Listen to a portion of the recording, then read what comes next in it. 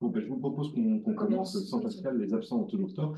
Donc bonsoir à tous et bienvenue pour cet événement. C'est le troisième événement du Cercle franco-britannique de l'année. Vous savez sans doute qu'on a organisé au mois de mars une conférence autour du biographe de Keir Starmer, justement, Tom Baldwin, qui nous a présenté le parcours, la personnalité, le programme ou l'absence de programme de Keir Starmer. En tout cas, c'était tout à fait enrichissant. Il était à Londres en visio, dans une drôle de visio d'ailleurs, qui était mal fichue au plan technique. Anaïs s'en souvient. Et puis au mois d'avril, on a eu le plaisir de recevoir Stéphanie Bory, qui est avec nous ce soir, pour évoquer le Pays de Galles dans son aspect historique, sur le temps vraiment long. Et ce que Stéphanie a pu dire au cours de cette conférence, c'est que ce Pays de Galles a longtemps lutté pour son unité, n'a jamais été véritablement uni, sauf pendant une brève période au XVe siècle, et que par contre, il était très souvent soumis à des velléités de domination anglaise qui se sont traduites par une annexion en 1284, si je me souviens bien, puis par une assimilation, une absorption pleine et entière sous Henri VIII qui a eu pour conséquence au fil du temps de assujettir véritablement le Pays de Galles, de le faire converger vers les cultures, le droit et les politiques sociales, la vie sociétale aussi anglaise. Et par conséquent, le Pays de Galles a eu du mal à exprimer son identité, sa culture propre, même si au fil du temps, il a su trouver une modalité d'expression dans l'émergence du Parti nationaliste gallois en 1925, qui a été porté par une figure historique qui s'appelait Sanders Lewis.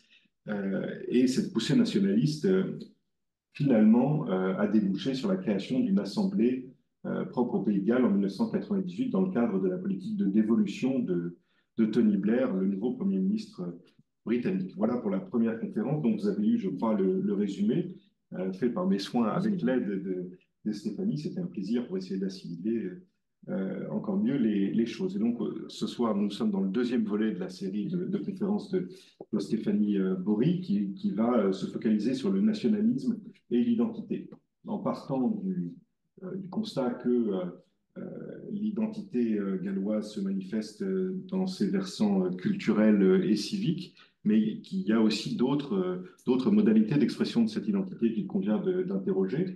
Et naturellement, il faut aussi interroger qui peut être légitime ou efficace pour porter au mieux cette identité avec deux candidats typiques, si on peut dire. D'une part, bien sûr, le Parti nationaliste Plaid Cymru, Plaid Cymru. Plaid Cymru, voilà, à chaque fois je me trompe, merci, Plaid Cymru, donc ce parti créé en 1925, ou bien le Parti travailliste qui est archi-dominant au Pays de Galles depuis 1922 et qui est au pouvoir à Cardiff depuis 1999. Donc, on va explorer ces deux thématiques. Merci beaucoup, Stéphanie, d'être avec nous ce soir. C'est vraiment un plaisir. J'ajoute qu'au terme de votre propos de 45 minutes ou une heure, je ne sais pas bien, enfin, vous avez tout le temps que vous voulez. Bien sûr, on procédera à un échange avec la salle et aussi avec toutes les personnes cachées derrière le Zoom. Voilà, je vous laisse la parole, Stéphanie. Merci. Merci beaucoup. Mais tout d'abord, je voulais vous remercier pour l'invitation, vous remercier pour votre accueil. Je suis ravie d'être là aujourd'hui physiquement, je dirais, devant vous pour pouvoir parler du Pays de Galles. Ne me dites pas que j'ai le temps que je veux, parce que sinon, vous êtes là pour un grand moment. Si je me laisse aller à parler autant que je voudrais du Pays de Galles, je suis toujours ravie de pouvoir parler de ce Pays de Galles qui est souvent oublié ou invisible ou négligé, qu'il a été pendant longtemps. Donc, effectivement, aujourd'hui, on va poursuivre sur ce qui avait été dit la dernière fois, la fois précédente, en étudiant, enfin, se focalisant précisément sur la période plus récente, sur ce Pays de Galles aujourd'hui. Euh, je vais commencer en même temps, voilà. Et donc, lors de la précédente conférence, je m'étais arrêtée à l'arrivée de Tony Blair au pouvoir et la mise en place de cette assemblée. Donc, effectivement, le gouvernement Blair, fraîchement élu avec une écrasante majorité en mai 1997, on verra si le Parti travailliste fait aussi bien le 4 juillet prochain, présente un projet de loi à propos d'un référendum sur la question de la dévolution qui serait proposé aussi bien à l'Écosse qu'au Pays de Galles. Ce qui fait que très rapidement après l'élection, dès le 15 mai 1997, ce projet de loi est introduit au Parlement. Il profite de sa vague de popularité. Il surfe sur sa vague de popularité pour introduire très vite ce projet de loi au Parlement britannique. Et la question qui sera posée aux Gallois en référendum est la suivante. Je suis d'accord pour qu'il y ait une assemblée galloise ou je ne suis pas d'accord pour qu'il y ait une assemblée galloise. Donc, on voit bien que le processus est extrêmement rapide. Si vous vous rappelez, je vous avais très rapidement parlé, enfin pour ceux qui étaient là la dernière fois, j'avais très rapidement parlé du référendum de 1979. Et là, il choisit d'adopter une démarche inverse. C'est-à-dire que le projet de dévolution était inscrit dans le manifeste publié pour les élections. Le parti est élu avec une écrasante majorité. Donc, il part du principe qu'il a la légitimité populaire. Et donc, il impose ce projet aux députés pour éviter ce qui s'était passé en 79 et une opposition des députés. Il leur dit, et à tous les députés, y compris des députés conservateurs, voilà, c'était dans notre programme, les choses sont claires, on a été élus avec une écrasante majorité, donc on va au bout du projet. Donc, le référendum est proposé avant même l'étude d'une loi au Parlement. Voilà. Il y a simplement un projet de loi pour l'organisation du référendum avant le référendum. Un livre blanc est quand même publié en juin 1997 pour expliquer le projet dans ses grandes lignes, et donc le référendum a lieu le 18 septembre 1997. Le oui l'emporte à une très courte majorité, hein, vraiment très très courte majorité. Si vous regardez les résultats, ça se joue à enfin, milliers de voix, mais c'est très très serré le résultat en 1997. Et donc, à la suite du référendum, le gouvernement présente ce projet de loi qui est adopté en juillet 1998. Donc, le 31 juillet, c'est la date de l'assentiment royal, d'accord? Donc, le moment où le projet de loi devient effectivement loi. The Government of Wales Act 1998. Et il est intéressant de voir que dès les premières discussions, une première question se pose: où placer, dans quelle ville cette assemblée sera-t-elle située? Vous voyez, même cette question-là n'est pas évidente. Il faut la trancher, il faut la décider, avec une hésitation entre Cardiff, qui est pourtant capitale depuis 1955, et Swansea, qui est une ville un peu plus jeune, étudiante, dynamique, etc. Finalement, c'est Cardiff qui l'emporte. Le 13 mars 1998, donc vous voyez, avant l'adoption de la loi, il est décidé que cette assemblée sera à Cardiff. Et c'est simplement pour vous montrer que rien n'était évident.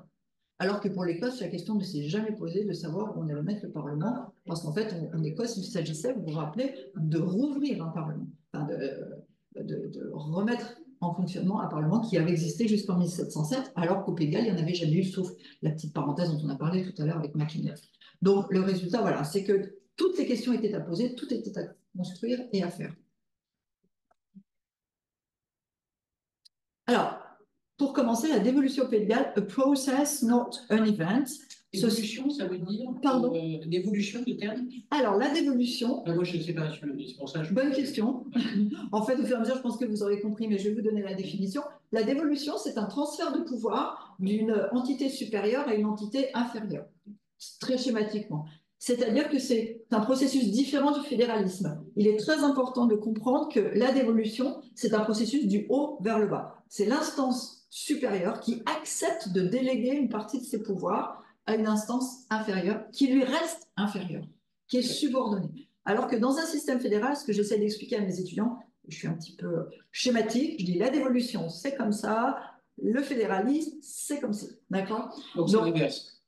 Exactement. C'est-à-dire qu'il y a une relation de hiérarchie et de subordination qu'on n'a pas dans un système fédéral. Le fédéralisme, c'est l'Europe? On accepte de déléguer? Alors non, parce que non, l'Europe, c'est un système dans lequel chaque État conserve sa souveraineté nationale, d'accord? Alors qu'un système fédéral, c'est dans une entité qui devient un seul État. Le système fédéral, c'est l'Allemagne, les États-Unis, par exemple. Si vous connaissez un petit peu les États-Unis ou le système américain, vous savez que les États-Unis, il y a un gouvernement fédéral et que chaque État est doté de son propre gouvernement et que par le jeu de l'équilibre des pouvoirs et de ce qu'on appelle du checks and balances, il y a des pouvoirs qui ne peuvent être contrefaits, retirés par un pouvoir ou par l'autre. Il y a une relation d'égalité malgré tout entre le gouvernement fédéral et le gouvernement, les gouvernements de chaque État fédéral. Et pourquoi il y avait des gens qui étaient contre? Parce que vous dites que le vote était très serré. Pourquoi ils ont... Alors, pourquoi Parce que, tout simplement, parce que, enfin, il y avait des arguments qui étaient les mêmes qu'en 1979, c'est-à-dire, dans la mesure où c'est une assemblée, alors c'est ce que j'allais expliquer là maintenant, mais en 1998, on propose, enfin, dans le référendum de 97, et c'est ce qui sera finalement mis en place en 98, on propose un parlement. En Écosse, c'est une assemblée au Pays de Galles. Et ce n'est pas du tout la même chose, juridiquement. Un parlement, c'est une entité qui est dotée de pouvoirs législatifs primaires. C'est-à-dire qu'un parlement peut voter ses propres lois dans les domaines qui lui sont dévolus. D'accord? C'est-à-dire les domaines qu'on lui a accordés, sur lesquels ce parlement peut statuer, il est libre de voter ses propres lois. Voilà, ce sont des pouvoirs législatifs primaires. Une assemblée, ce sont des pouvoirs législatifs secondaires. Ça veut dire, dans un premier temps, en 1998, ce qui est proposé au Pays de Galles, c'est simplement d'adapter à la spécificité du Pays de Galles des lois votées à Westminster. Un exemple, l'éducation est un domaine dévolu. Si une loi est votée à Westminster sur l'éducation, elle ne concernait à l'époque que l'Angleterre et le Pays de Galles, puisque l'Écosse faisait ce qu'elle voulait sur le domaine éducatif. Et dans un second temps, le Pays de Galles, l'Assemblée galloise, pouvait adapter à la spécificité du Pays de Galles la loi qui avait été votée à Westminster, mais ne pouvait en aucun cas introduire une loi spécifique pour le Pays de Galles. C'était le modèle qui était proposé à cette époque-là, en 1997. Aucun pouvoir fiscal. Donc vous imaginez bien que pour beaucoup, quel était l'intérêt, hein? On allait créer une assemblée de 60 membres qui allait coûter de l'argent, parce qu'il fallait bien les rémunérer, les coûts de fonctionnement, etc., pour simplement adapter au Pays de Galles des lois. En fait. C'est une transposition. Oui. Comme nous en France par rapport à l'Europe. C'est une forme de dévolution qu'on appelle exécutive, uniquement. Pas de pouvoir législatif privé. Je suis désolée, c'est difficile de comparer avec l'Europe et l'Union européenne, parce que, comme je le disais tout à l'heure, l'Union européenne, c'est une union, vous voyez, d'États indépendants. Donc, on n'est pas sur le même niveau. Là, on est sur un niveau intra-étatique. D'accord, c'est à peu près comme le Pays de Galles, en fait. Oui, alors, sauf qu'en France, on parle de décentralisation, parce qu'il y a quand même des nuances, alors qu'au Royaume-Uni, on parle de dévolution. Mais ça ressemble davantage à la décentralisation à la française. C'est ça, avec toujours une relation hiérarchique entre le gouvernement étatique, enfin l'État à Paris, si vous voulez, pour faire la comparaison, et les assemblées régionales. L'Écosse, elle a plus d'indépendance que le Pays de Galles, en fait. En 1997, oui. Ça. Mais pas aujourd'hui, ce que je vais vous expliquer maintenant. Au départ, c'était ça. Mais au départ, c'était ça. Donc, pour répondre à la question, voilà, très peu d'intérêt. Très peu d'intérêt. Et sans compter que ce vote c'est lié aussi à un sentiment d'identité nationale qui est le sujet aujourd'hui. C'est-à-dire qu'il y a un certain nombre de personnes au Pays de Galles qui se sentent plus britanniques que gallois, et donc ils ne voyaient absolument pas l'intérêt d'avoir une assemblée au Pays de Galles, parce que pour eux, il n'y avait pas de spécificité galloise à proprement parler. Et l'Irlande du Nord, un autre système? Alors, l'Irlande du Nord, c'est très particulier, parce que l'Irlande du Nord, il faut savoir que lors de... Je suis encore au milieu de ma première page. Hein, l'Irlande, alors, il faut savoir que l'Irlande a été annexée en 1801 par la Grande-Bretagne pour mettre un terme aux tensions et aux difficultés, parce que l'Irlande a toujours été problématique, on va dire, aux yeux des Anglais. Et donc, pour essayer de resserrer les liens, il y a eu cette union en 1801. Fermeture du Parlement qui existait en Irlande, puisque l'Irlande était en théorie indépendante, même si dans la réalité, depuis plusieurs siècles, l'Irlande était sous domination anglaise, mais officiellement était indépendante. Donc en 1801, c'est la fin du Parlement en Irlande. Les Irlandais, évidemment protestants qui dominaient, ont accepté de fermer ce Parlement en obtenant des sièges au Parlement de Westminster. Ça, c'est 1801. Mais la difficulté en Irlande, c'est qu'il y a eu la guerre d'indépendance à la fin de la Première Guerre mondiale, qui a abouti en 1921 à la création de l'État libre d'Irlande et à la division d'Irlande entre l'État libre d'Irlande et l'Irlande du Nord. L'Irlande du Nord qui est restée au sein du Royaume-Uni et qui a été autorisée en fait à avoir son propre Parlement à nouveau, que pour l'Irlande du Nord. Parlement qui a été suspendu en 1972 au moment de l'éclatement des troubles et qui a été rouvert en 1998 après la signature des accords du Vendredi Saint. Mais donc l'Irlande du Nord, c'est vraiment une situation à part. C'est-à-dire que là, le référendum qui a été organisé en 1997, c'était que pour l'Écosse et le Pays de Galles, sachant qu'en Irlande du Nord, il y avait les négociations, Tony Blair menait en parallèle des négociations pour mettre fin aux troubles et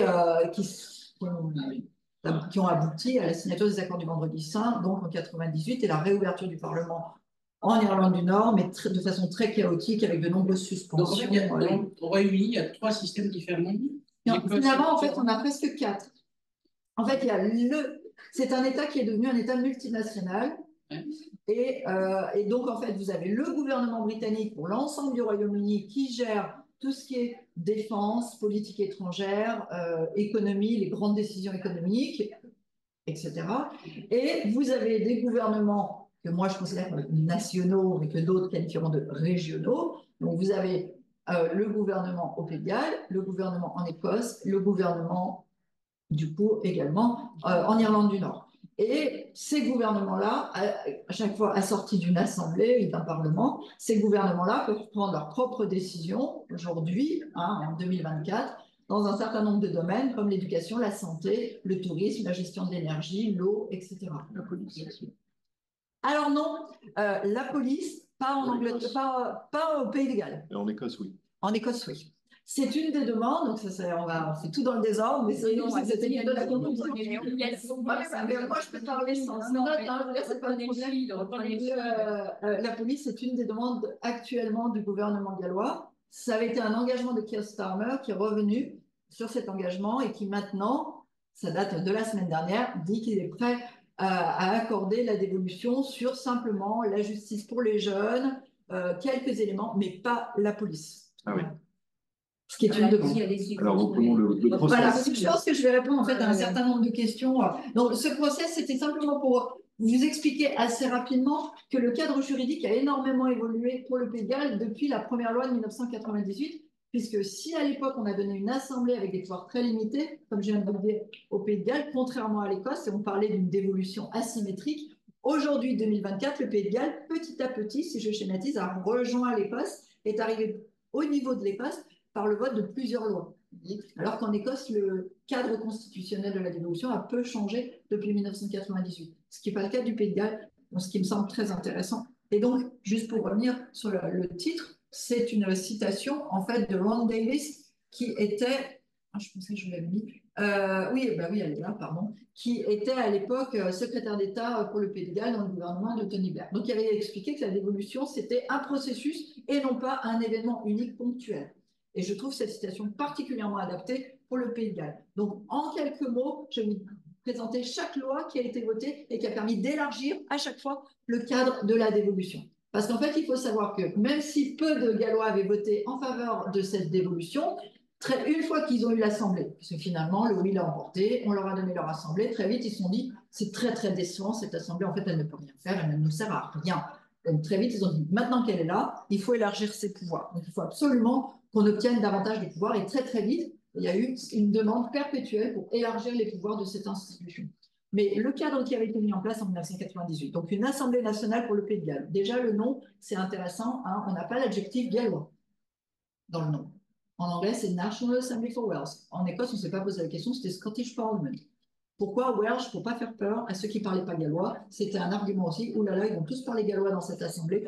25% à l'époque, 20% aujourd'hui de la population parle gallois. On va exclure beaucoup de personnes. Donc, on ne va pas faire peur aux électeurs. On va éviter l'adjectif gallois. Donc, c'est une assemblée nationale pour le Pays de Galles. Tous ceux qui habitent au Pays de Galles. 60 membres. Pouvoir législatif secondaire, ce que je vous ai expliqué. Donc, une dévolution plutôt administrative ou exécutive, avec des principes fondamentaux définis dans cette première loi, l'égalité sociale et le développement durable. Et le développement durable, c'était le sujet de la conférence que j'avais donnée. De votre thèse aussi. Et de ma thèse. Voilà, j'ai fait une thèse sur le Pays de Galles, sur l'identité nationale et développement durable et protection de l'environnement. Donc, les 60 membres qui sont élus avec un système électoral complexe et dual, qui est différent en fait du système qui sera utilisé là, le 4 juillet prochain. En fait, 40 membres sont élus avec le first past the post, c'est-à-dire le même système que pour tout le Royaume-Uni, dans les mêmes circonscriptions. On reprend les mêmes circonscriptions que pour les élections britanniques, plus 20 membres qui sont élus avec un système plus proportionnel, avec un système de liste, pour justement permettre l'accès à l'Assemblée aux plus petits partis, et pas seulement dominés par les grands partis. Donc, pour être plus représentatif. Donc, c'est assez intéressant d'avoir un système qui est différent, mais qui reste très complexe. Hein. La plupart des Gallois ne comprennent rien au système. Je vous ai mis différent de l'Écosse, puisque je vous ai dit l'Écosse, elle, est dotée d'un parlement capable de voter ses propres lois, plus des pouvoirs fiscaux en Écosse, possibilité de modifier l'impôt sur le revenu et de voter de nouveaux impôts. Donc, je vous ai dit très, très vite, insatisfaction, non, ce n'est pas possible, ce système-là, on ne va rien pouvoir faire. Donc, très rapidement, une commission est nommée en juillet 2002 pour étudier l'étendue et les limites des pouvoirs de l'Assemblée et les complexités du système électoral.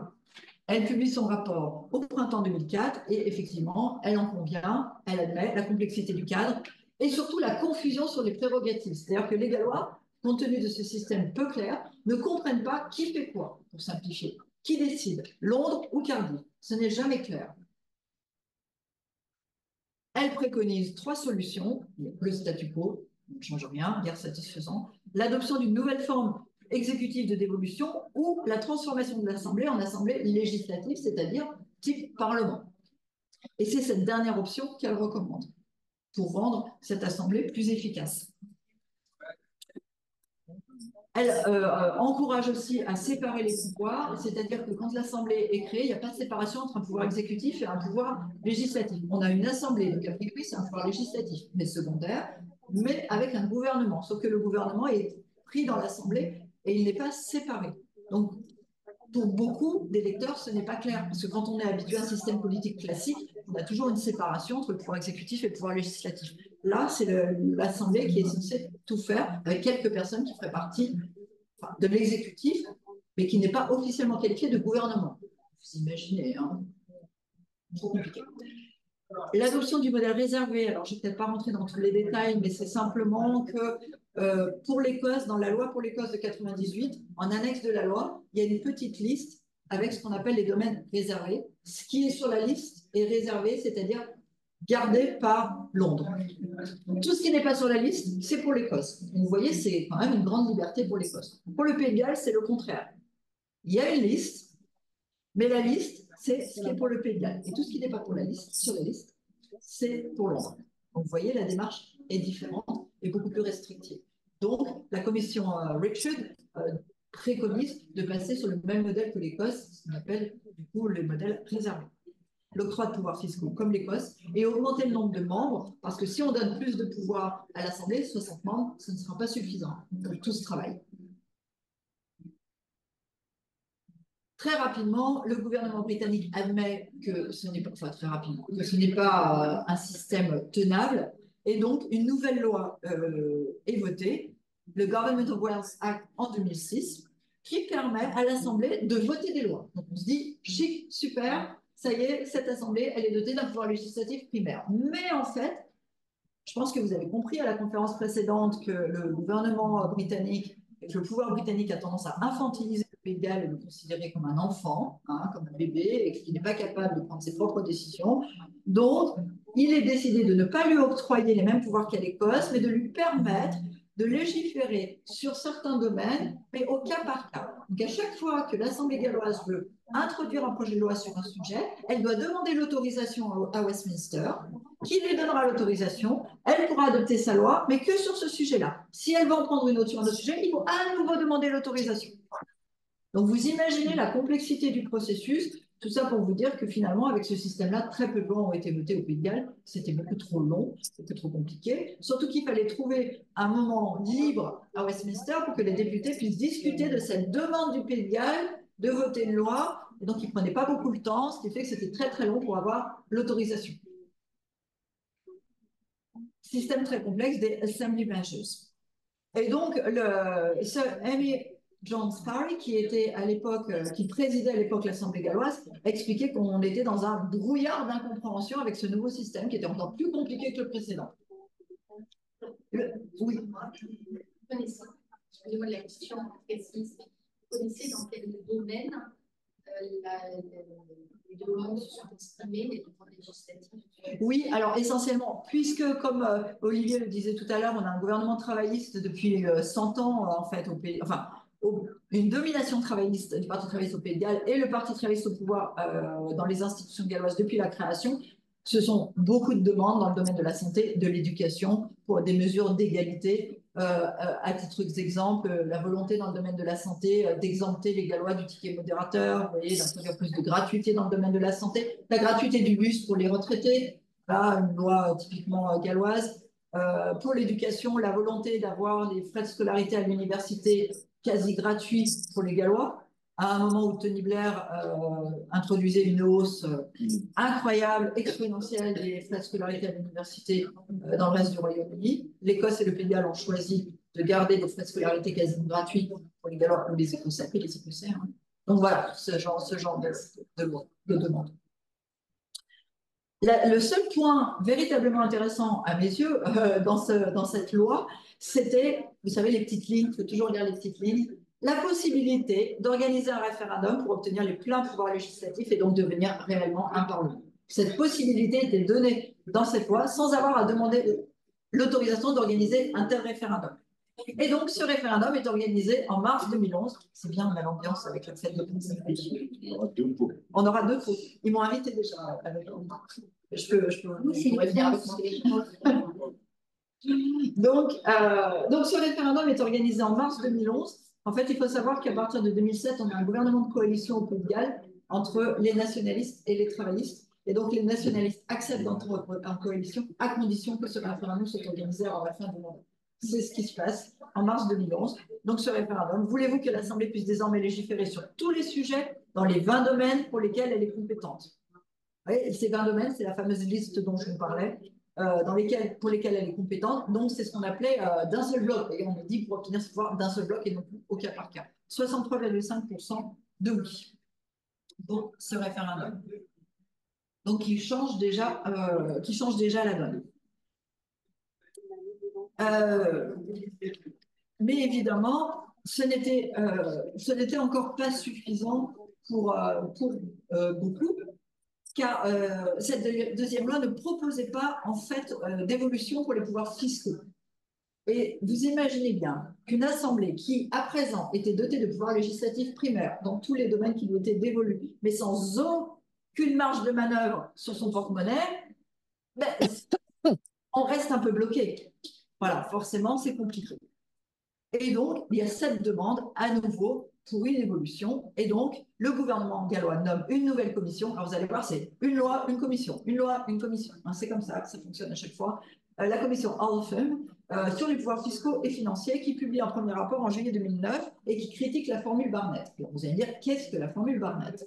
La formule Barnett, c'est la formule qui permet de calculer ce qu'on appelle le block grant, c'est-à-dire la somme globale que le gouvernement britannique alloue à l'Assemblée galloise pour fonctionner et financer ce qu'elle souhaite financer. C'est-à-dire qu'en fait, tous les ans, ce montant est décidé, donné en une seule fois, et ensuite libre au Pays de Galles de le dépenser comme il le souhaite.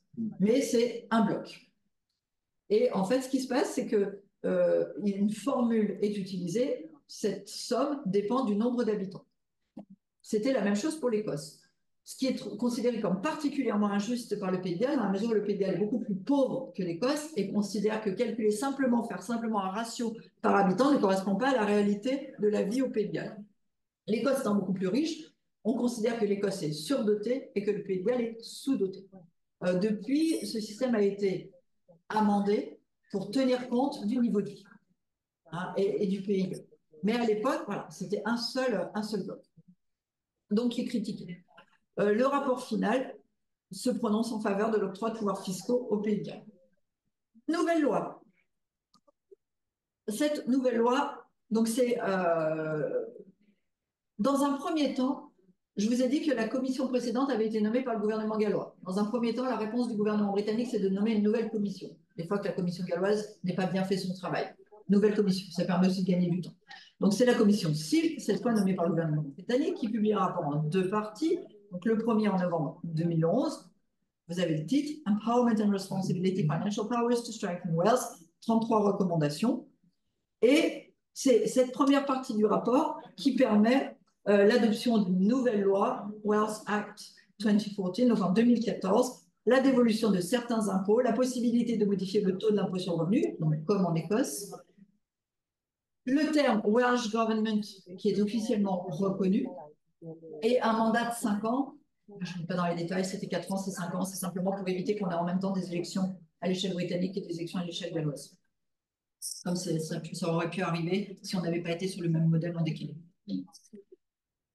Mais en mai 2014, donc vous voyez, alors même que cette loi est votée, on a la publication du deuxième rapport, de la deuxième partie du rapport, Empowerment and Responsibility, Legislative Powers, au lieu de Financial, cette fois, to Strengthen Wealth, 61 recommandations, notamment, la recommandation principale, c'est d'introduire le système du modèle réservé de dévolution, celui qui était en Écosse, que je vous ai présenté tout à l'heure, pour élargir encore plus.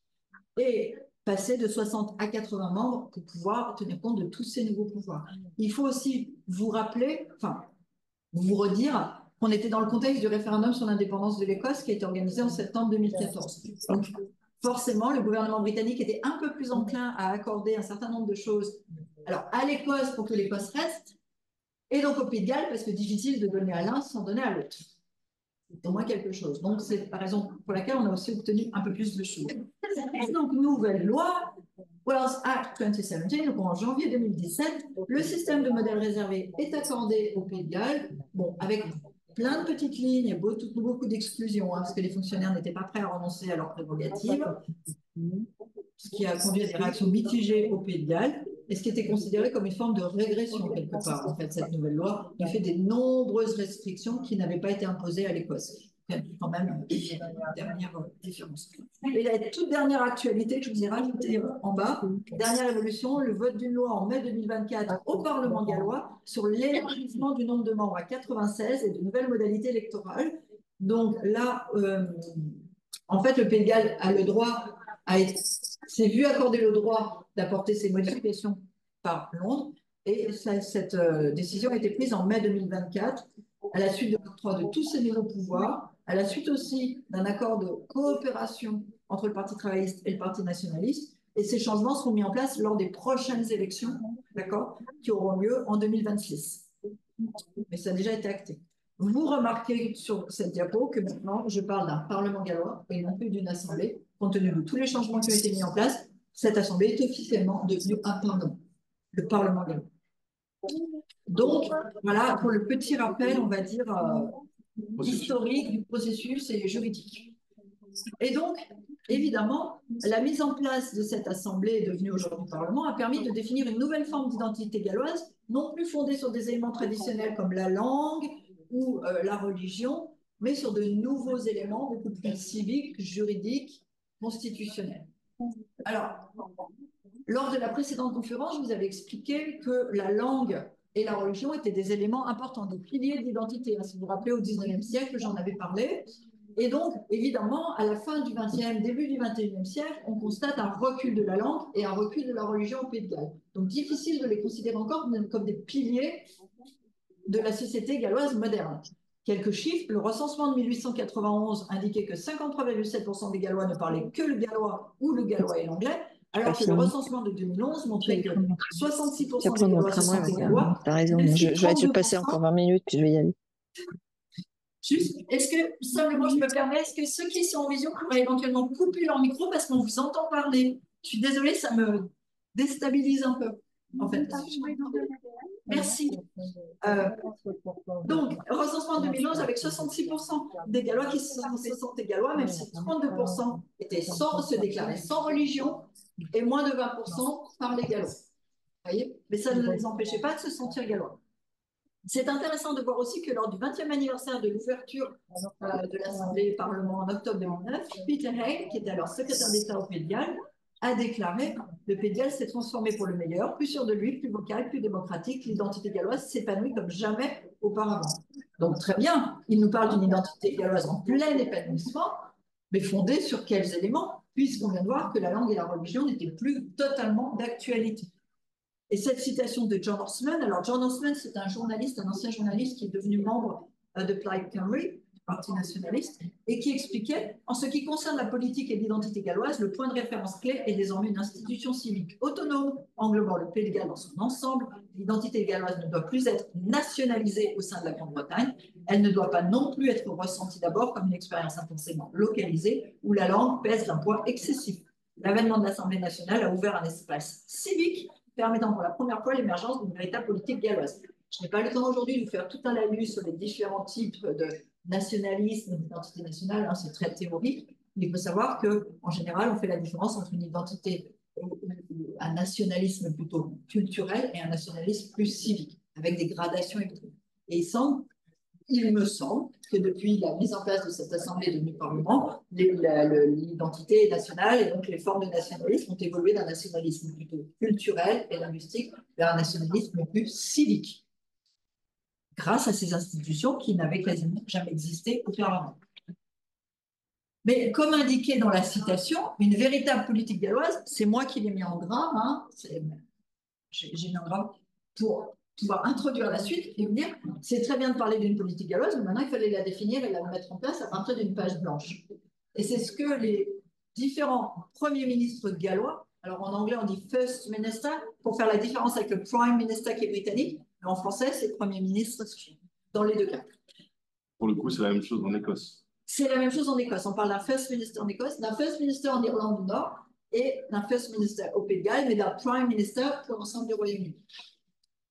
Donc, alors le tout premier First Minister, qui en fait était First Secretary du fait de cette dévolution très très limitée au début, je ne vais même pas vous en parler parce qu'il s'est fait. Il n'a pas été accepté du tout, il avait été imposé par Tony Blair, ça s'est très mal passé, très vite il a dû démissionner. Donc, il n'a pas laissé une trace impérissable, je dirais. Donc, je n'ai pas le goût d'en parler. Non, le tout premier, il est resté de 1999, premières élections, à 2000. Ah oui, d'accord. Donc, c'est pour ça que je ne vous ai même pas mis son nom. Inutile de s'en rappeler, aucun intérêt. Bon, si vraiment ça vous intéresse, je vous le donnerai, mais aucun intérêt. Voilà. Je préférais passer au deuxième, Rodney Morgan, qui a pris le pouvoir, qui est arrivé au pouvoir en 2000. En fait, c'était lui qui était pressenti en 1999, mais qui n'a pas eu le poste parce que candidat imposé par Tony Blair. Et Rodney Morgan, lui, alors Rodney Morgan, c'est un personnage, c'est le Gallois pur souche qui parle gallois, apprécié de tous les Gallois, et membre du Parti travailliste. Mais sa volonté, c'est de mettre en place une politique made in Wales, de se démarquer du travailliste britannique, d'autant plus que je vous rappelle qu'à l'époque, Tony Blair mettait en place le New Labour, qui était quand même plus très à gauche, on va dire, qui virait un peu vers le centre, voire vers la droite, voire vers des politiques conservatrices, en tout cas de privatisation de la santé, de l'éducation, etc. Là où les travaillistes gallois souhaitaient rester fidèles aux valeurs traditionnelles, originelles du travaillisme. Je vous ai parlé la dernière fois de l'importance de la communauté, de l'entraide, etc. On peut le comprendre. Et donc, très vite, il a souhaité mettre en place ce qu'il a appelé Clear Red Water, c'est-à-dire une séparation claire, nette, entre le New Labour de Londres et ce que lui, il a appelé le Welsh Labour. Voilà. Donc, mettre en place un travaillisme gallois qui se différenciait en fait de ce qui était mis en place à Londres. Et c'est très intéressant de voir tout ce lexique qui arrive de plus en plus utilisé par les politiques gallois qui veulent mettre en place un troisième courant en disant on n'est pas New Labour, on n'est pas Old Labour parce que ça fait un peu vieillot, on est Welsh Labour. Et on ne fera pas la même chose, on va mettre en place des politiques différentes de Londres, même si ce sont deux gouvernements travaillistes. Une des premières décisions qu'il prend, c'est de créer des institutions galloises avec un nouveau système gouvernemental parlementaire, un nouveau mode de gouvernance, une redéfinition de la scène politique galloise. Très vite, il choisit de séparer officiellement l'exécutif et le législatif, alors que je vous ai dit que ce n'était pas prévu par la loi de 1998, avec d'un côté National Assembly for Wales, qui a son propre sigle, son propre site internet, et de l'autre côté Welsh Assembly Government, qui officiellement n'existait pas. Aucune existence juridique légale, ce n'était pas dans la loi. Il le met en place. Il réorganise tout le mode de gouvernance, ce qui oblige les partis politiques et les systèmes politiques à se réorganiser. Donc on dit qu'ils vont aussi subir une forme d'évolution, si vous voulez. Ils vont être obligés de s'adapter à cette nouvelle scène politique. Donc par exemple, le Parti travailliste, qui auparavant s'appelait Labour Party Wales, c'était une façon de dire, bon, c'est le Parti travailliste avec une branche, si vous voulez, une petite annexe au Pays de Galles, choisit de s'appeler Welsh Labour Party. Ce qui est un peu différent quand même du point de vue lexical, l'importance des noms. C'est intéressant de voir que pour les élections de 1999 au Pays de Galles, les premières, le manifeste est rédigé à Londres. Pour les élections galloises. En 2003, Rodney Morgan dit non, on est grand, on va écrire notre propre manifeste pour nos élections. Voilà, une nouveauté, une rupture, une cassure. On coupe le cordon, d'accord? Ce qui est intéressant aussi, c'est que les autres partis doivent s'adapter. Alors, les libéraux-démocrates, c'est assez facile parce qu'il faut savoir que le Parti libéral-démocrate a toujours eu un système un peu fédéral, donc depuis sa création. Donc, très facile de s'adapter à la dévolution. Les conservateurs, en revanche, si vous vous rappelez, les conservateurs avaient disparu du Pays de Galles. Ils n'avaient plus, en 1997, aucun député conservateur gallois à Westminster. Zéro. Échec total. Élection de 1999 à la Nouvelle Assemblée, ils obtiennent des députés, enfin des membres de l'Assemblée galloise, et donc ils sont de retour. Et là, ils se disent que évidemment, il va falloir qu'ils s'adaptent quand même à la dévolution, même s'ils étaient contre la dévolution, puisqu'elle leur permet quand même d'être de retour au Pays de Galles. Même si aujourd'hui, il reste quand même le deuxième, souvent, voire le troisième parti selon la position du Parti nationaliste. Pour Plaid Cymru, la dévolution, c'est un vrai succès. Ça lui donne une grande visibilité. Il ne faut pas oublier qu'un parti nationaliste comme Plaid Cymru, c'est un parti qui, pour les élections britanniques, ne présente des candidats que dans les circonscriptions galloises. C'est-à-dire 36 ou 40 aujourd'hui. Alors, ça va rebaisser. Mais par rapport à 650 députés. Donc, invisible. Parce qu'il présente des candidats. S'il obtient 5 candidats, il est content. Sur 650. C'est mieux que le parti vert, qui en général a un siège. Système électoral. Aidant ou n'aidant pas. Mais là, pour les élections galloises, un candidat dans toutes les circonscriptions mises en jeu, les circonscriptions galloises. Donc, forcément, si on fait un ratio, beaucoup plus de membres élus. Donc, grande visibilité pour se faire voir, reconnaître et imposer sa volonté. La mise en place de ces institutions permet d'obtenir une identité civique et juridique par le développement d'un système public gallois, puisqu'il y a des institutions, il faut un service public dédié au Pays de Galles qui se trouve à Cardiff, qui est mis en place à Cardiff, un système juridique distinct. Alors attention, on parlait de la police tout à l'heure, attention, juridiquement, Angleterre et Pays de Galles, c'est une seule entité juridique. Mais il faut quand même avoir conscience qu'à partir du moment où on commence à prendre des décisions qui sont différentes, les juges doivent en tenir compte, même dans un système juridique unique. Donc, on demande des spécificités. Et d'ailleurs, c'est une des demandes avec la dévolution de la police. La deuxième demande, c'est la création d'une entité, d'une juridiction séparée pour l'Angleterre. Enfin, une pour l'Angleterre, une pour le Pays de Galles. L'Écosse est séparée. L'Irlande du Nord, séparée. Ça signifie que c'est dans une jurisprudence galloise et une jurisprudence. De plus en plus, plus les années passent, plus la jurisprudence galloise gonfle, grossit, et plus cela semble compliqué d'avoir une seule juridiction. Enfin, ça, je ne suis pas juriste, mais ça me paraît une évidence. Donc, c'est la raison pour laquelle le Parti travailliste gallois aujourd'hui demande la séparation, la création d'une juridiction spécifiquement galloise, la séparation avec l'Angleterre. C'est intéressant sur un civilisation, pays citoyen. Ben, ça dépend où vous habitez. Oui. Oui, mais c'est déjà le cas pour la santé. Par exemple, je vous disais tout à l'heure, exemple, alors la santé ou l'éducation, mais exemption du ticket modérateur au Pays de Galles, pas en Angleterre. Si vous habitez à 1 km de la frontière, mais côté anglais, vous payez. Si vous habitez côté gallois, vous ne payez pas. Donc, il y a beaucoup d'Anglais qui se plaignent, et notamment ceux qui habitent près de la frontière. D'ailleurs, j'ai participé à une conférence à Berlin là, au mois de décembre sur la réintroduction des frontières à l'intérieur du Royaume-Uni. On retrouve une frontière, et donc les Anglais frontaliers, si vous voulez. Exactement. Ah bah, c'est le titre de ma communication de décembre. Office Dyke is back. Okay. Voilà. Oui, c'est une très belle randonnée. Oui. Mais donc, voilà, les frontaliers se plaignent et disent c'est nous qui finançons le bloc brun. On leur donne de l'argent, mais on n'en bénéficie pas. La gratuité des transports pour les retraités, c'est nous qui payons pour qu'ils puissent mettre ces mesures en place, mais nous, on n'y a pas droit. Donc, on grince des dents, côté anglais, à proximité de la frontière. Peut-être certains avantages conduisent de plus en plus de retraités anglais à aller s'installer au Pays de Galles. Le coût de la vie est inférieur, bien évidemment, la vie est beaucoup moins chère, l'immobilier est moins cher. Ça pose des problèmes pour les locaux qui commencent à avoir du mal à se loger. Et des avantages qu'ils n'ont pas en Angleterre. Clairement.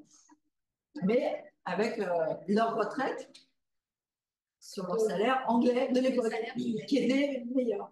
Oh, bah, c'est comme les Français qui vont au Portugal. Ou les Anglais qui viennent. Ou les Anglais qui viennent en France. Mais les Anglais en France, c'est pour d'autres raisons. Il y a des liens historiques, enfin, voilà, qui vont beaucoup vers Bordeaux d'ailleurs. Voilà. Et dans le Périgord, bah, dans tout ce qui était exactement une région qui était pendant longtemps dominée par l'Angleterre. Oui. Donc, en fait, la création de cette assemblée donne une existence juridique officielle au Pays de Galles, et le bilinguisme, c'est une des obligations. C'est-à-dire que tous les textes de l'Assemblée doivent être publiés dans les deux langues. Et si vous allez au Parlement, c'est très facile, hein, vous pouvez à tout moment aller écouter les débats au Parlement gallois, et ben, ils se font dans les deux langues. C'est assez surprenant, vous avez quelqu'un qui pose une question en gallois, quelqu'un qui répond en anglais, et vice-versa, ils changent sans arrêt de langue. Et pour ceux qui ne parlent pas le gallois, il y a des écouteurs avec des traducteurs simultanés. Donc, même vous, si vous allez, vous pouvez mettre les écouteurs et avoir la traduction simultanée. À l'école, le gallois enseigné de manière obligatoire. Alors, dans certaines écoles, oui, mais pas dans toutes les écoles. Il y a beaucoup d'écoles, c'est un peu comme en Bretagne, vous voyez, vous avez des écoles bilingues, mais de plus en plus dans les projets d'imposer l'enseignement du gallois à l'école. La difficulté, c'est que même les enfants qui apprennent le gallois à l'école, dès qu'ils sortent de l'école, ils reviennent à l'anglais. C'est quand même difficile. Mais maintenant, avec les téléphones, les SMS, etc., les SMS gallois, voilà, c'est quand même plus simple en anglais. Donc, en fait, c'est la difficulté. C'est de faire que le gallois, pour les jeunes, soit une langue de tous les jours, et pas seulement une langue de l'école. C'est la difficulté. Mais malgré tout, il y a de plus en plus d'enseignements gallois, y compris à l'université. Et maintenant, il faut savoir que pour être recruté dans les services publics gallois, il faut parler gallois. C'est une obligation. Sinon, vous ne pouvez pas être recruté. C'est un des projets du gouvernement d'atteindre, de remonter. Le taux de 20%, c'est 20% de personnes qui parlent gallois. Oui. Pas forcément gallois. qui l'écoutent, mais qui le parlent, couramment. Qui le parlent et le comprennent. Et c'est surtout des personnes âgées. De plus en pas plus, que, en fait. De plus en plus d'actifs, de jeunes. Il y a de plus en plus de jeunes parce qu'ils l'apprennent à l'école. Il y a aussi certains Anglais qui viennent s'installer et qui ont envie, en fait, de vraiment s'intégrer et qui apprennent le gallois. Donc, il y a quand même, c'est un peu tous les âges. De Galles, à participer de quelle manière? Aucune. Il a appris le gallois quand même. Il a appris le gallois. Alors, si vous avez vu The Crown, voilà, vous connaissez, vous savez qu'on l'a envoyé, le pauvre, un semestre à Aberystwyth pour qu'il apprenne le gallois et qu'il soit capable de faire une partie de son discours d'investiture en 1969 en gallois. Et d'ailleurs, on voit dans la série qu'il en a profité pour ajouter une petite phase, des petites phrases sur l'identité nationale galloise, qui n'était pas prévue au programme, avec sa mère, la reine à côté, qui faisait des grands sourires, qui ne comprenait pas un mot de ce qu'il disait. Et après, on lui a dit ce qu'il avait dit, et il n'était pas content. Parce que l'idée, c'était de renforcer les liens et non pas de renforcer le nationalisme. Donc, le fils, je pense pas qu'il parle de ça. D'ailleurs, j'oublie mes notes, c'est intéressant de voir qu'au moment où Charles est devenu roi et que le prince William est devenu automatiquement prince de Galles, un certain nombre de voix se sont élevées au Pays de Galles en disant qu'à l'heure de la dévolution, alors que le Pays de Galles maintenant est doté d'un parlement, le Pays de Galles aurait pu être consulté sur sa nomination, enfin sur l'octroi du titre, que ce ne soit pas automatique. Ça a choqué un certain nombre de Gallois de dire mais maintenant, on a un parlement, on peut quand même prendre un certain nombre de décisions, la situation a évolué, comment vous pouvez accorder l'évolution du système monarchique de cette évolution? Non, parce que c'est une dévolution de pouvoir législatif, exécutif, mais on est toujours dans un système de monarchie parlementaire. Il faut savoir que l'Écosse, au moment du référendum sur l'indépendance, avait clairement dit qu'elle garderait la reine à l'époque comme chef d'État. Ce qui est le cas de certains nombre d'anciennes colonies.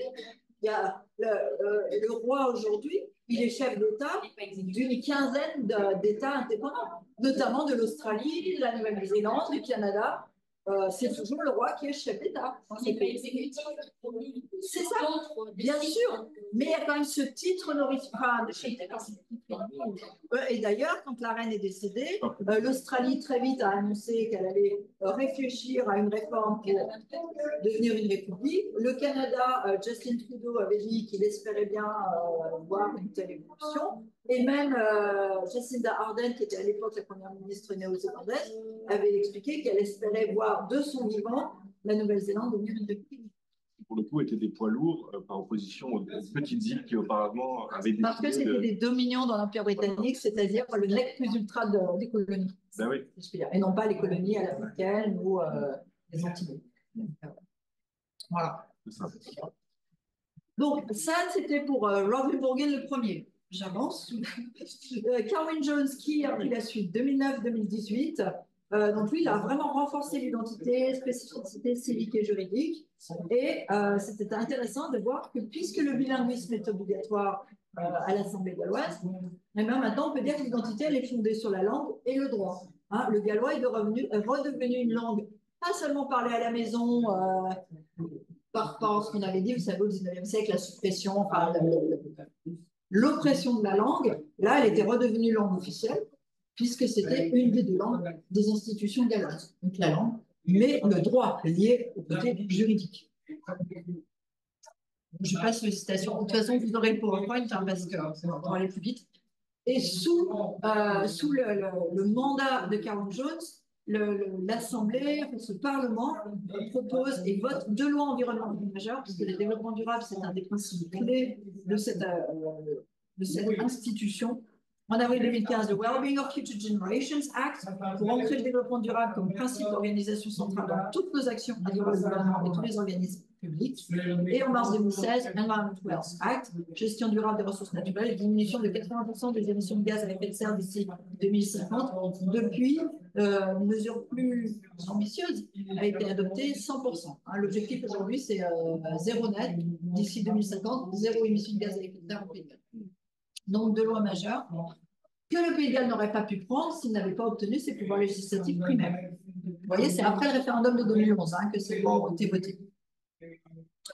Mais ça signifie qu'évidemment, c'est ce qu'on a commencé à dire, puisque le Pays de Galles obtient de plus en plus de pouvoir, mais dans un système hiérarchique de dévolution et non pas de fédéralisme, on assiste à une multiplication des conflits entre les deux niveaux de gouvernance. Qui a le droit de faire quoi? Très souvent, quand le Pays de Galles introduit une loi, un projet de loi, Londres dit non, vous n'avez pas le droit, non, c'est nous, et vice-versa. Je vous donne un exemple. Un projet de loi introduit par le Pays de Galles en juillet 2013 sur les salaires dans le domaine agricole. L'agriculture est un domaine dévolu. L'économie n'est pas dévolue. Les salaires dans le domaine agricole. Londres dit, vous n'avez pas le droit, ça relève des salaires. Cardiff dit, on a le droit, c'est l'agriculture. À chaque fois qu'il y a un conflit, le conflit est réglé par la Cour suprême du Royaume-Uni, qui avait été aussi mise en place par Tony Blair. Et pour cet exemple-là, décision en juillet 2014, elle estime que le Pays de Galles a le droit de décider des salaires dans le domaine de l'agriculture, parce que c'est ce qu'elle qualifie, ça sera une jurisprudence de silent subject, donc de sujet silencieux, puisque l'agriculture est dévolue, tout ce qui touche à l'agriculture, on va considérer que c'est dévolu. Donc là, côté gallois, c'est quand même une décision majeure. Je voulais vous dire quelques mots sur le Sénat, c'est le nom du Parlement en gallois, c'est-à-dire Parlement gallois. Simplement, je ne sais pas, non, vous ne passez pas à Cardiff. Parce que si un jour vous allez à Cardiff, voilà, je vous encourage à aller voir ce bâtiment qui est magnifique. Pour moi, c'est un lieu métonymique de la nouvelle identité galloise. En fait, très vite, il a été décidé qu'il fallait construire un nouveau bâtiment. Vous ne pouvez pas mettre ces nouvelles institutions qui étaient totalement nouvelles dans un vieux bâtiment. Ce n'était pas possible. Il fallait un nouveau bâtiment. Et donc, le Pays de Galles a lancé un concours, vous savez, les concours auprès des architectes, et c'est Richard Rogers qui a gagné le concours. Vous le connaissez peut-être, Pompidou, c'est lui. Ah oui. C'est pas n'importe qui, Richard Rogers, qui s'intéresse à l'architecture. Moi, c'est pas une... Mon mari est ingénieur urbaniste, donc l'architecture, je suis un peu. Et donc, il a choisi de construire un bâtiment qui reflète toutes les valeurs défendues par les institutions galloises. Transparence, ouverture, développement durable, ouverture sur l'Europe. Donc là, ce sont mes photos.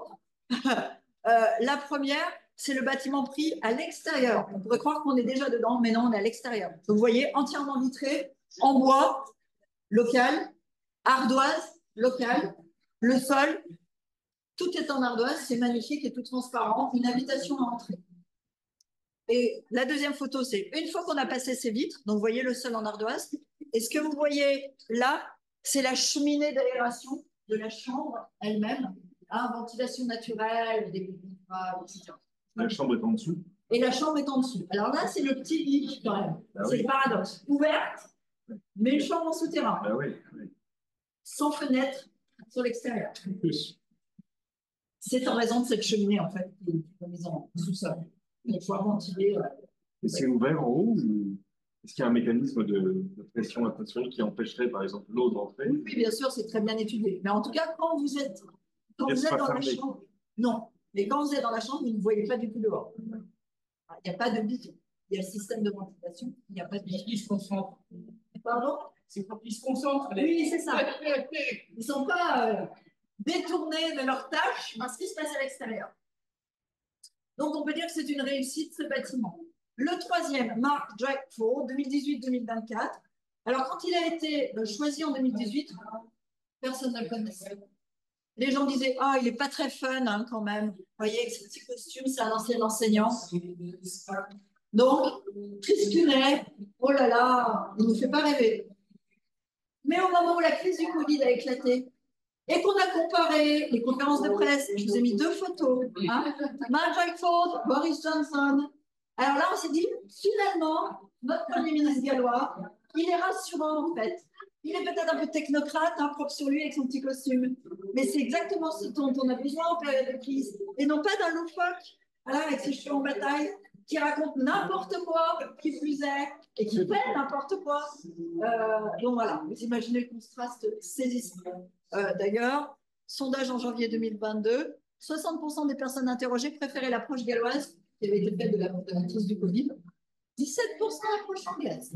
Et 60% des Gallois ou 60% des Gallois. Britanniques? Non, des Gallois, parce que les Britanniques, ils ne pouvaient pas voter. Le Pays de Galles, enfin, le Parlement gallois prenait des décisions que pour le Pays de Galles. Ah oui. Mais par exemple, on pouvait décider de mettre en place un confinement au Pays de Galles quand il n'y avait pas de confinement en Angleterre. Donc, ils fermaient les pubs étaient ouverts à fond. Pardon? Parce que c'était considéré comme dans la santé. Tout à fait. Dans la santé, il y a des domaine dévolu. Okay, exactement.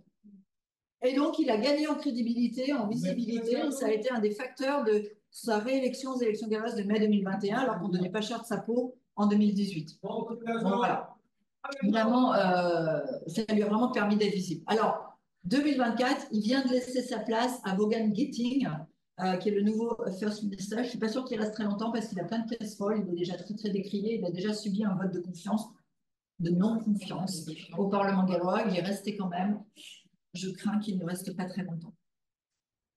Où il aurait touché de l'argent pour financer sa campagne, il aurait touché de l'argent d'une entreprise qui a été condamnée pour mauvaise pratique environnementale. Donc, pour devenir Premier ministre d'un gouvernement qui se targue d'être un modèle dans le domaine environnemental, ça l'affiche mal. Les candidats. Alors, non. Alors, lors des dernières élections, non, il n'y avait pas de femmes. Précédemment, oui. Il faut savoir quand même qu'il y a un véritable effort qui a été fait pour que les femmes puissent être très présentes au sein du Parlement. Pour vous donner un exemple concret, les horaires de travail. Si vous connaissez le Parlement britannique, il n'y a pas d'horaire. Hein, ça peut être toute la nuit, ça peut être... Au Parlement gallois, non, ce sont les horaires de bureau, entre guillemets, pour que les femmes, que une vie de famille puissent concilier leur vie parlementaire et leur vie familiale. Il n'y a pas de session pendant les vacances scolaires, etc. Des systèmes de garde, crèches, etc. Enfin voilà. Donc, c'est pas comme en France. Pardon? Donc, c'est pas comme en France. Non. C'est pas comment. C'est quoi cette sensibilité au développement durable?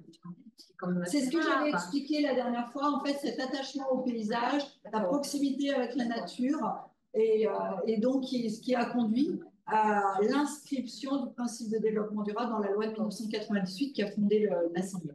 C'était moderne, ça faisait distinctif aussi. Oui, et aussi c'était dans l'air du temps, certes, ça permettait de se démarquer. Hein. Juste après Kyoto. Alors, c'était les tout débuts, c'est-à-dire que c'était la première, on pourrait dire que c'est la première constitution, si on considère que ce document peut être une constitution pour l'Assemblée galloise, qui inscrivait le principe dans son texte. Depuis, la France, hein, vous savez, c'était le président Chirac qui avait fait voter enfin, fait inscrire le principe du développement durable dans la Constitution, mais après, bien après. Oui, c'était très moderne, très novateur. Quand, je n'ai pas développé, parce que c'est un sujet que j'ai développé à d'autres occasions, mais quand le Parlement gallois a voté cette fameuse loi sur le bien-être des générations futures, qui rappelle la définition du développement durable, cette loi a été saluée par les Nations Unies.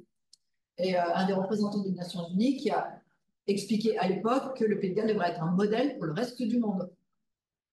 C'est pas souvent qu'on dit que le Pays de Galles devrait être un modèle pour le reste du monde, à l'échelle des Nations Unies. Ça a fait plaisir au Gabon. Et donc, j'avance.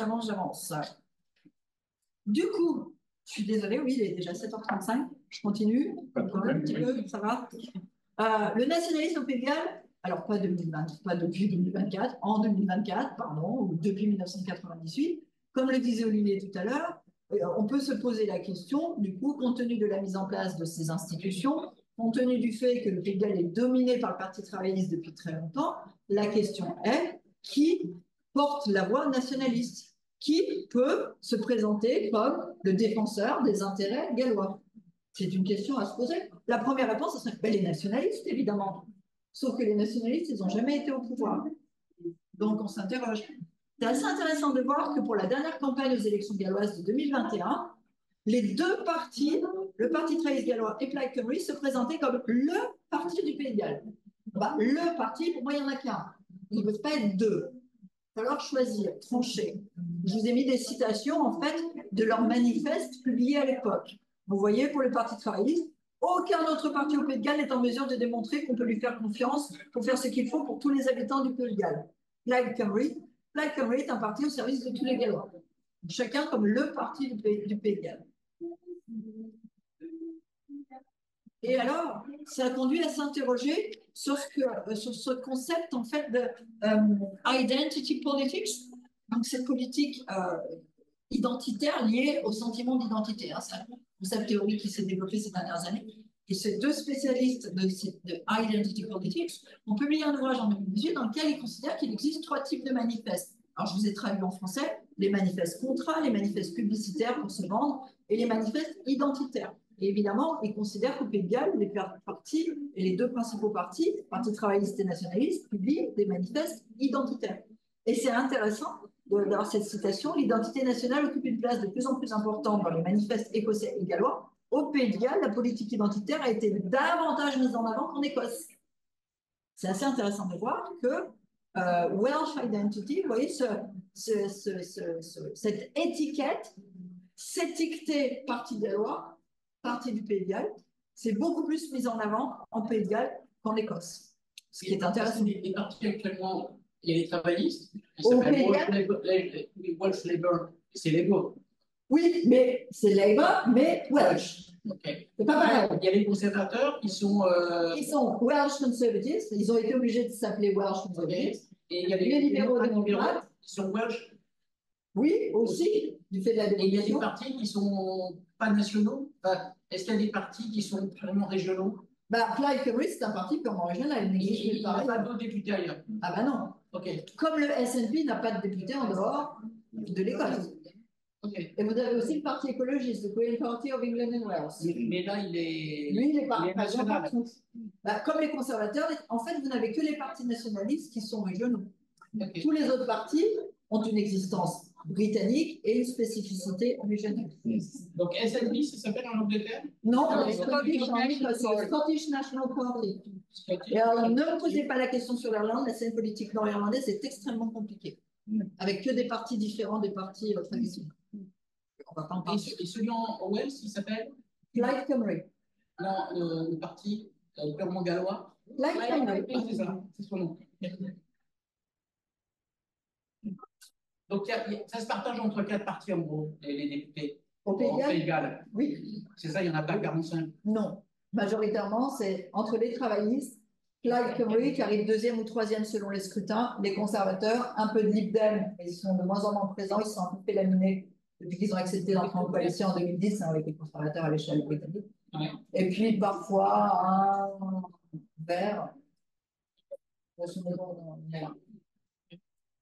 Donc les résultats sont assez simples finalement. Donc la question c'est qui?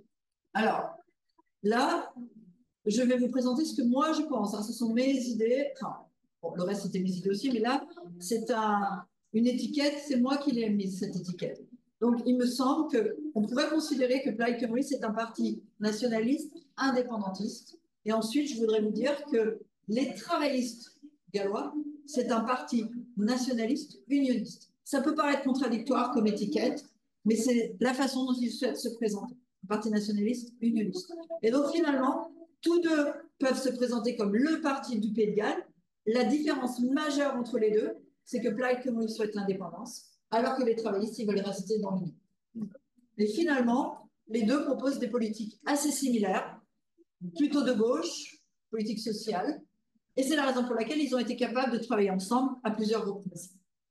Ce qui me semble la dernière fois, c'est que le mouvement indépendantiste écossais avait un peu fait tache d'huile au Pays de Galles. Vous avez Plaid Cymru, alors qu'avant, son caractère indépendantiste était moins affirmé. Oui, non, non, vous ne trouvez pas. C'est-à-dire qu'en fait, Plaid Cymru, il a une position qui est très souvent ambiguë sur la question de l'indépendance. Parce que les Gallois ne sont pas forcément aussi demandeurs d'indépendance que les Écossais.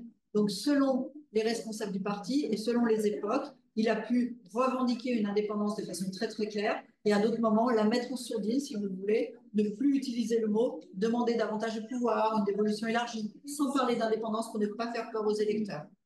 Le leader actuel a à nouveau mis l'idée d'indépendance en sourdine, alors que le leader précédent, qui était jusqu'en 2023, le précédent leader de Plaid Cymru, lui, insistait énormément sur l'indépendance. Il expliquait que s'il arrivait au pouvoir, il introduirait un référendum sur l'indépendance, qu'il voulait l'indépendance d'ici 2034 parce que c'était la date anniversaire des accords, fin de l'Union, etc. Celui qui l'a remplacé, on oublie, ça fait peur. Donc on revient à une politique beaucoup plus calme, on va dire. Voilà. Et les dernières élections, c'était quand? 2021. Et en gros, ça donnait quoi sur les quatre? Alors, les travaillistes premiers, comme d'habitude, mais avec seulement 30 sièges. Sur 60. Il y en a 96? Non, non, il y en a 60 aujourd'hui. 96, ce sera en 2026. Ok. Donc, 30 sur 60, sachant que comme ils en avaient 30, ils devaient choisir le président de l'Assemblée, qui du coup n'a plus le droit de voter, donc il retombe à 29. Ouais. Et c'est la raison pour laquelle ils avaient signé un accord de coopération, et non pas une coalition, une simple coopération avec Plaid Cymru, d'accord, qui était arrivé deuxième. Et ils ont combien? Alors, de mémoire, ils ont la moitié tous les deux? Oui, oui, bien sûr. Ben oui, parce que de toute façon, il leur manquait 2 sièges. Hein, à 31, c'est la majorité sur 60. Ouais, c'est ça. Il leur en manquait 2. Et les conservateurs, ils sont beaucoup plus loin? Et les démocrates? Non, c'est très serré avec Plaid Cymru en général, en ce moment. Oui. Ils sont revenus de façon assez forte. Alors, moins... grandeur, c'est 8-10. Oui, c'est ça. Les libéraux démocrates, depuis quelque temps, ils sont laminés, donc ils ont 1 siège, 2 sièges. Non, c'est pas beaucoup. Donc, 29, 30 pour les travaillistes. Après, entre Plaid Cymru et les conservateurs, on arrive quasiment aux 30 autres, sauf 1 ou 2 pour les libéraux démocrates. À peu près ça. Il y a aussi des répercussions entre la vie politique britannique bien sûr. qui se passe pour les bien sûr. Au moment quand Boris Johnson, généralement britannique, anglaise, impacté parce que forcément le Welsh Labour il fait campagne parce qu'il a aussi des représentants à Westminster. Ah oui. Donc voilà. Et là c'est très intéressant de suivre la campagne parce qu'en fait on se rend compte que notamment les conservateurs gallois ils sont pas clairs du tout. Dans leur manifeste ils jouent sur l'ambiguïté des pouvoirs ou le manque de connaissance des électeurs. Dans leur manifeste publié pour les élections britanniques, les conservateurs gallois s'engagent à prendre des mesures dans des domaines qui sont dévolus. Donc, c'est totalement irrespectueux et irréel. Parce qu'en fait, ils s'engagent dans des mesures qui ne seront pas prises par Westminster. Donc, un exemple, le gouvernement gallois a décidé de baisser la vitesse à 20 km/h dans de nombreuses zones. Et donc, une mesure plus ou moins controversée. Et ça, c'est une décision qui dépend du gouvernement gallois. Déjà 30, c'est difficile. Voilà. Donc, c'est 30 miles, en fait. Donc, ça fait du 20 km. Et donc, les conservateurs gallois, dans leur manifeste pour les élections britanniques, ont dit « Nous, on reviendra sur cette mesure qui est très impopulaire. » Et alors là, même les journalistes politiques leur ont dit « Mais vous savez que vous ne pourrez pas. » Oui, bah, on fera en sorte de mettre la pression sur le gouvernement gallois. Non, mais attendez, vous voyez? Ce qui fait que dans les manifestes, moi j'analyse toujours, enfin c'est toujours un plaisir de lire les manifestes des partis pour les élections britanniques parce qu'un certain nombre de partis jouent sur cette ambiguïté en prenant des mesures ou en se targuant de succès qui ne dépend pas d'eux en fait, pas du Oui, tout. mais ils ont besoin d'avoir un écho chez eux. Ils ont besoin d'avoir un écho. Donc ils se vendent de réussites qui dépendent en fait, qui sont des domaines dévolus, mais absolument pas du fait de la politique de Westminster. Voilà. Donc c'est toujours intéressant. Je voudrais juste dire, dans l'élection parlementaire de Westminster, il va y avoir des Gallois élus. Oui, il y a 40 qui ne sont pas au Parlement. Non, on ne peut pas être dans les deux en même temps. Voilà, c'est ça. C'est pareil pour l'Écosse. Donc il y aura 40 députés gallois pour représenter le Pays de Galles au Parlement britannique et qui ne sont pas les mêmes que les députés qui siègent au Parlement gallois. Et au sein des partis, d'ailleurs, qu'est-ce qui attire le plus? C'est plutôt la perspective C'est une d'être à très bonne Westminster. question. Parce que Voilà. au début de la dévolution, c'était beaucoup plus sexy, si vous voulez, d'être au Parlement britannique. Et au fur et à mesure des années, il y a de plus en plus de politiques qui font une carrière uniquement au Pays de Galles. C'est-à-dire que dans les premières années, la carrière au Pays de Galles, c'était après la carrière britannique, un peu pour se recycler. Hein, comme nous, on recycle certains politiques français à l'Union européenne. Petite parenthèse, vrai. Alors qu'aujourd'hui... On a inventé quelque chose de nouveau, ils ne vont même pas y siéger. Non, ils ne vont même pas y siéger, ils vont directement revenir. Mais siégez pas beaucoup, cela dit, dans la précédente mandature. Mais bref, c'est celui dont vous parlez. Mais aujourd'hui, de plus en plus, alors avant le Brexit, c'était assez intéressant de voir qu'il y avait de plus en plus de politiques qui disaient maintenant, si vous voulez vraiment décider, si vous avez avoir l'impression de servir à quelque chose, il faut siéger soit au Parlement européen, soit au Parlement gallois. Mais finalement, le Parlement britannique, il est entre les deux. Et donc, si vous êtes gallois au Parlement britannique, ça n'arrive pas à grand-chose. Donc, il fallait être l'un ou l'autre. Maintenant, c'est le Parlement gallois. OK. Vous êtes obligé de partir malheureusement. Oui, je suis très bien. oui, toi, pour le... En fait, très très vite, c'était simplement pour vous montrer en fait ce double positionnement. Juste un tout petit point sur cette diapositive, ce qui montre aussi le manque de succès de Plaid Cymru par rapport au SNP en Écosse. Il faut savoir que, surtout depuis le Brexit, il y a un mouvement indépendantiste qui s'est développé au Pays de Galles, mais qui est porté de façon assez intéressante, non pas par Plaid Cymru, qui aurait bien voulu, mais par des organisations, des associations indépendantistes qui se sont créées, société civile, beaucoup de jeunes dans ces associations, et notamment, je vous ai mis des exemples, All Under One Banner, ou Yes Cymru, qui est la plus importante, Yes Cymru, dont le nombre de membres a fluctué entre 2500 et 17 000 membres, plus que Plaid Cymru. Cette association avait plus de membres que le Parti nationaliste, d'accord, organisé de nombreuses marches. Vous voyez, c'était d'ailleurs une des photos, je crois que vous avez mises avec le Donc, c'est intéressant de voir que Plaid Cymru, qui se veut être le parti du Pays de Galles, le parti indépendantiste, etc., est concurrencé par des associations et finalement n'a jamais réellement été au pouvoir, en tout cas jamais seul. Alors que le Parti travailliste... Élection Où au Pays de Galles 2026. C'est bien ça. 5 ans. C'est dans 2 ans. C'est tous les 5 ans, 21, 26. Alors que le Parti travailliste, puisque le Parti travailliste domine au Pays de Galles depuis 100 ans, domine depuis l'introduction de la dévolution, a toujours gouverné, ce qui pose problème d'ailleurs à certains, en disant il n'y a pas de... c'est de la continuité, mais c'est presque de la domination de l'emprise, ça devient dictatorial. Mais ce Parti travailliste qui veut se démarquer de Londres se présente finalement comme un parti nationaliste modéré. Un parti nationaliste unioniste, pour moi, je le qualifie d'un parti nationaliste unioniste, c'est-à-dire qu'il défend la langue, il défend la culture, il met en place le bilinguisme, donc avec des mesures, ce que je vous disais tout à l'heure, l'objectif d'1 million de Galloisans d'ici 2050, donc c'est un projet introduit en 2017.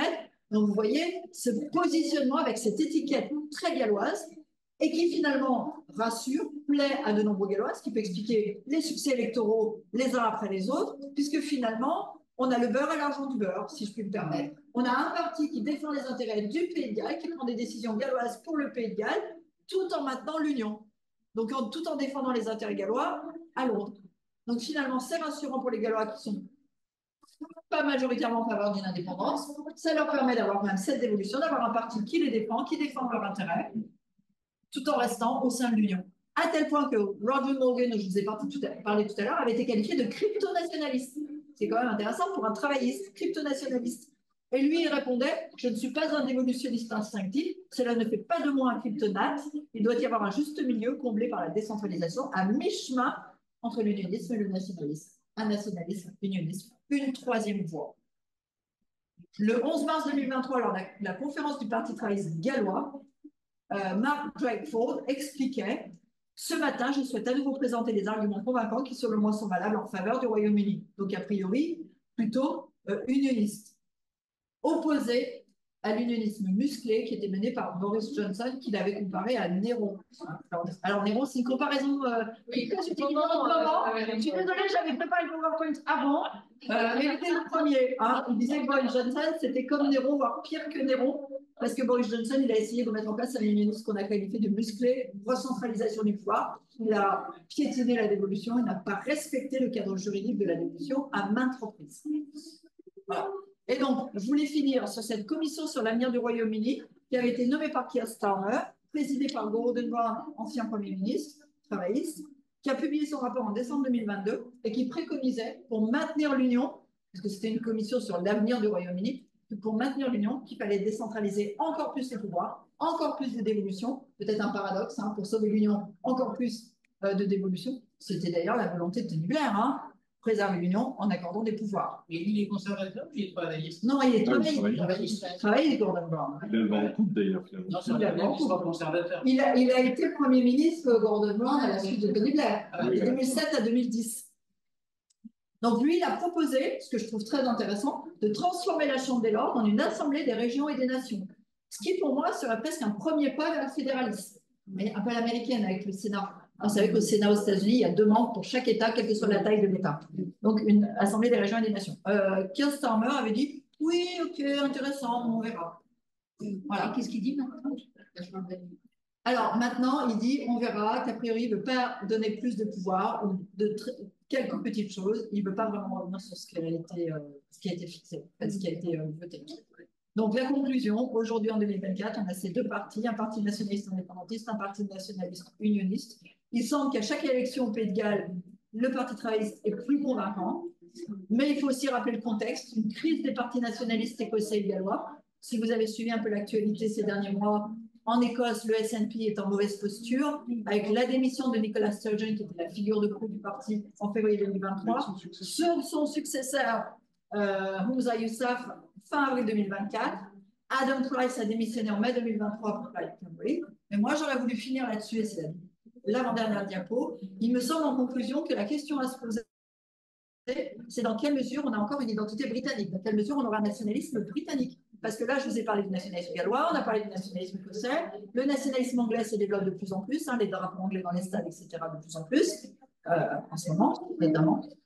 Et donc, ça amène à se poser la question de cette identité britannique. Est-ce qu'elle existe encore? Y a-t-il encore un nationalisme britannique? Et donc, je voulais finir avec cette citation de Henry Gill, éditeur de Conservative Home, donc plutôt conservateur, qui expliquait que pour le dernier recensement, peut-être que les Britanniques pouvaient être considérés comme la 5e nation constitutive du Royaume-Uni. Aujourd'hui, le Royaume-Uni, c'est Angleterre, Écosse, Pays de Galles et Irlande du Nord, mais lui, il rajouterait une 5e nation, finalement, une identité britannique. Ça, c'est un petit peu compliqué encore. Ça sera encore plus compliqué. C'est pas d'identité. Ils ne sont pas leur propre identité, ils ne sont pas leur propre parlement, ils financent les autres. Ben, il y a bien un parlement britannique, il y a un trésor public britannique. Oui. Qui n'est pas mais pour la partie. Oui, mais en fait, quand ils disent britannique, l'Irlande du Nord, c'est une portion congrue, hein, ça a toujours été une portion congrue. Donc, quand des Britanniques, quand ils disent britannique, pour eux, c'est Royaume-Uni. Voilà. En français, nous, c'est différent. Mais... Oh non, mais British, pas English. English. Voilà. Mais là, lui, il parlait d'une identité britannique. Il y aurait une nation britannique, pas anglaise. Anglaise, ça serait la 4e. Britannique, ça serait la 5e, qui regroupe tout le monde. Et donc, cette citation, rejeter l'idée que les Britanniques constituent un peuple, ça fatalement les arguments à la fois pratiques et théoriques en faveur de l'Union. D'un seul coup, la gouvernance commune par le biais de notre Parlement commun, à Londres, devient intrinsèquement illégitime. S'il n'y a pas de peuple britannique, il ne pourra pas y avoir longtemps de trésor britannique ni d'argent britannique à débourser. Voilà. Là, il y a couronne. Vous allez faire une autre conférence sur ce sujet-là. Non, tu m'arrêtes là. Dommage. Je crois qu'on va laisser. Vous nous direz si le prix du livre littéraire de Sciences Po était bien.